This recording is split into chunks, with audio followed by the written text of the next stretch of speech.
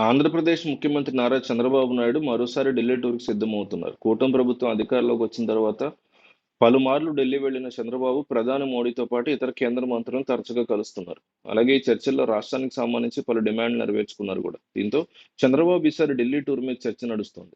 ఈసారి ఢిల్లీ పర్యటనలో చంద్రబాబు 2, 3 కీలక అంశాల మీద ప్రతిపాదన పెట్టడంతో పాటు పెండింగ్‌లో ఉన్న అంశాల మీద చర్చిస్తారు. ఈ నెల 7వ తారీఖున చంద్రబాబు ఢిల్లీ బయలుదేరి వెళ్లనున్నారు. ఈసారి ఢిల్లీ పర్యటనలో చంద్రబాబు ప్రధాని మోడీ, హోంమంత్రి అమిత్ షాతో భేటీ కాబోతున్నారు. ఇలాగే రైల్వే మంత్రి అమిత్ షా, జలశక్తి మంత్రితో కూడా భేటీ అయ్యే అవకాశాలున్నాయి. రాష్ట్రానికి సంబంధించిన కీలక ప్రాజెక్టులు అమరావతి రాజధాని, పోలవరం, విశాఖ రైల్వే జోన్ వీటితో పాటు చర్చించేందుకు చంద్రబాబు నాయుడు సిద్ధమవుతున్నారు. చంద్రబాబు ఢిల్లీ టూర్‌లో అమరావతి రాజధానికి ప్రపంచ బ్యాంక్ నిధుల మీద చర్చిస్తారు. ఇప్పటికే రాజధానికి కేంద్రం గ్యారంటీతో 15,000 కోట్ల రుణం ఇచ్చేందుకు ప్రపంచ బ్యాంక్ అంగీకరించింది. ఈ నేపథ్యంలో తదుపరి చర్య తీసుకోవాల్సినటువంటి దాని మీద చంద్రబాబు నాయుడు ప్రధాని మోడీ, అమిత్ షాతో చర్చించే అవకాశాలున్నాయి.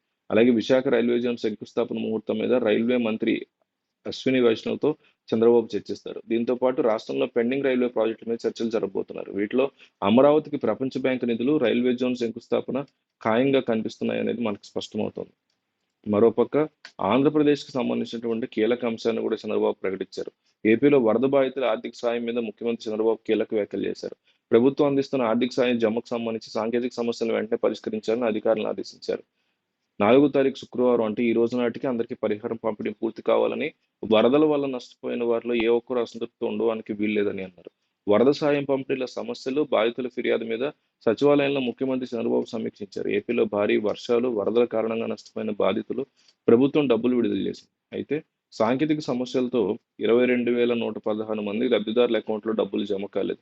ఏపీ ప్రభుత్వం మొత్తం 602 కోట్ల పరిహారం పంపిణీకి సంబంధించి లబ్ధిదారుల ఖాతాల్లో 588 కోట్లు జమ చేసిందన్నారు. ఇప్పటికే 97% మంది అకౌంట్‌లో డబ్బులు జమ అయ్యాయని, అకౌంట్ వాడకంలో లేకపోవడం, మరికొందరి అకౌంట్‌లో ఆధార్ లింక్ కాకపోవడం, కొన్ని అకౌంట్‌లు క్లోజ్ అవ్వడం, మరికొందరి అకౌంట్ నంబర్ తప్పుగా నమోదు చేయడం, కొందరి వివరాలు సరిగ్గా లేకపోవడం వంటి సాంకేతిక కారణాలతో 22,185 మందికి డబ్బుల సాయం జమ కాలేదన్నారు. అందుకే అకౌంట్‌లో డబ్బులు జమ కాని వారు బ్యాంకుకు వెళ్లి కేవైసీ పరిశీలించుకోమని సూచించామని చెప్పారు. 2, 3 రోజుల్లో ఈ ప్రక్రియ పూర్తయిపోతుందని చంద్రబాబు అన్నారు. అలాగే మరికొందరు వరద బాధితులు ఇప్పుడు పరిహారం కోసం దరఖాస్తు చేసుకున్నారన్నారు చంద్రబాబు.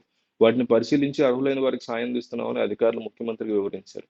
అకౌంట్లలో వరద సాయానికి సంబంధించిన డబ్బులు పడని వారు సచివాలయ సిబ్బందిని సంప్రదించి సమస్య పరిష్కరించుకోవాలని సూచించామన్నారు. రుణాల రీషెడ్యూలు, వరదల కారణంగా దెబ్బతిన్న వాహనాలకు బీమా చెల్లింపు, అర్బన్ కంపెనీ ద్వారా ఎలక్ట్రికల్ వస్తువుల మరమ్మతులతో పాటు తదితర అంశాల మీద ముఖ్యమంత్రికి వివరించారు.